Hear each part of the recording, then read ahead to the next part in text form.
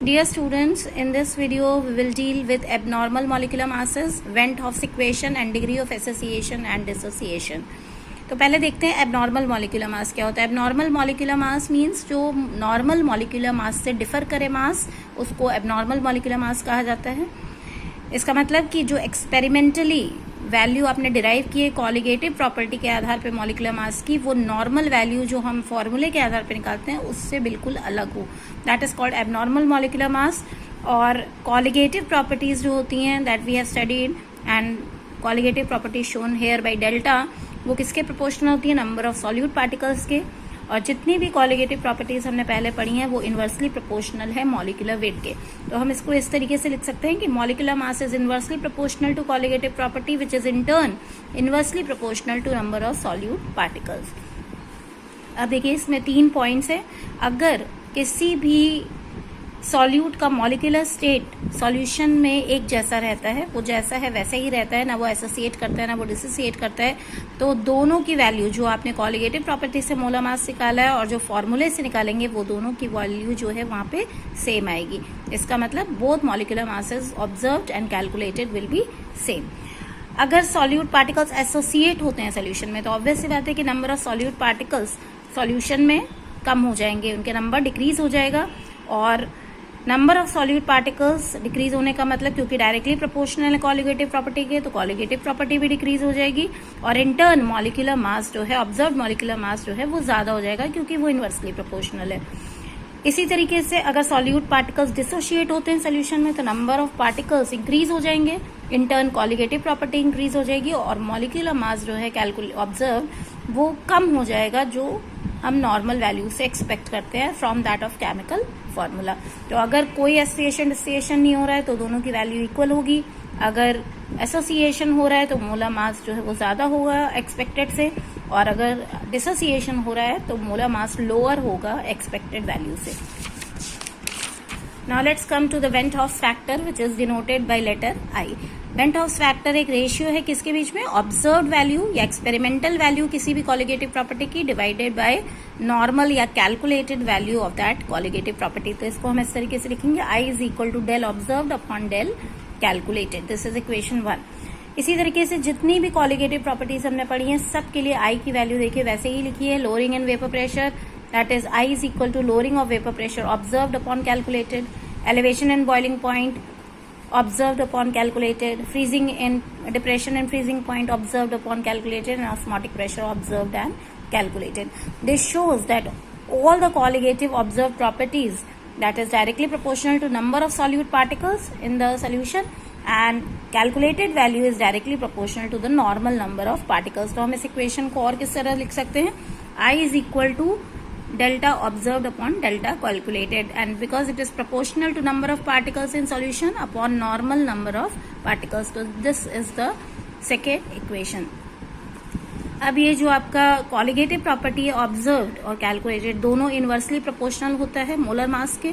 तो यहाँ पे मोलर मास ऑब्जर्व्ड और मोलर मास कैलकुलेटेड. अब इसको जब हम मॉडिफाई करेंगे इस इक्वेशन में तो आप लिख सकते हैं इस तरीके से I is equal to colligative property observed upon calculated is equal to molar mass calculated upon observed. It means I is equal to normal molar mass upon observed molar mass. तो अगर मॉलिक्यूलर स्टेट सॉल्यूट का unchanged होता है तो I की value 1 आएगी क्योंकि दोनों की वैल्यू बराबर होगी. अगर सॉल्यूट एसोसिएट होता है तो I की वैल्यू लेस देन 1 आएगी क्योंकि ऑब्जर्व वैल्यू ज्यादा होती है.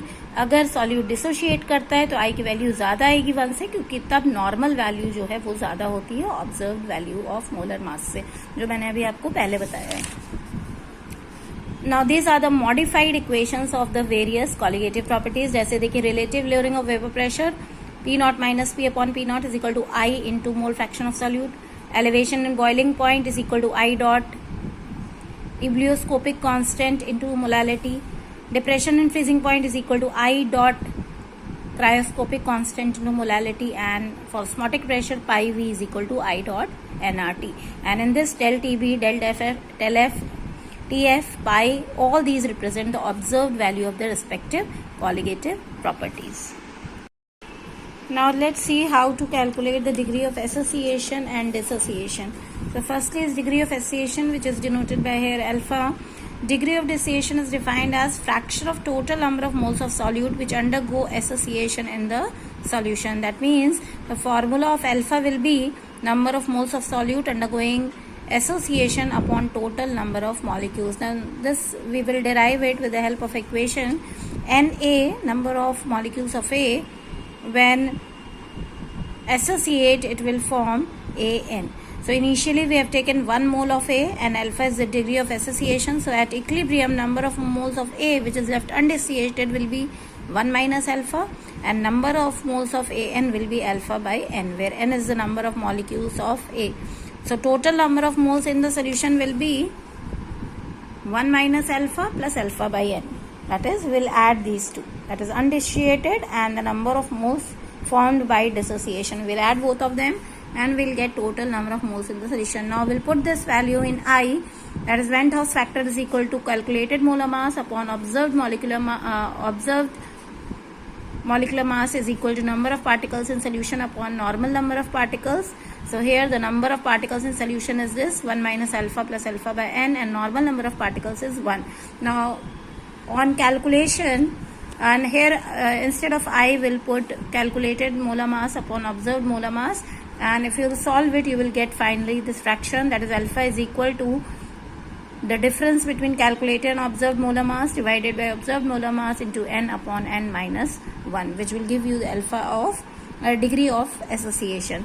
Next is degree of dissociation. Again in the same way we will define this also.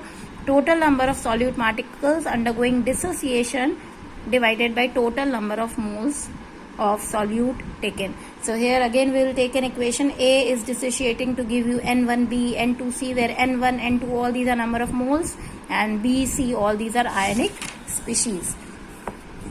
So if we start with 1 mole of A and alpha, again we will take here degree of dissociation. तो equilibrium पे जितने molecules left होंगे वो कितने होंगे 1 minus alpha, और total number of ions जो बनेंगे that is n into alpha, where n is total number of moles जो आयनिक स्पीशीज के बन रहे हैं उन सबको हम ऐड करेंगे तो n मिलेगा, तो n अल्फा. तो total number of moles solution में कितने हो गए, you will add these two and you will get 1 minus alpha plus n alpha, and therefore I will be written as number of particles in solution upon normal number of particles, that is divided by 1. And if you will solve all this putting the value of I as calculated molar mass upon observed molar mass, you will get the expression finally as difference between observed and calculated molar mass divided by observed molar mass divided into n minus 1. So this is the final expression for the degree of dissociation, and this is the final expression for the degree of calculation of degree of association. And in the next video we will deal with the numericals related with the Van 't Hoff factor and degree of dissociation and degree of association.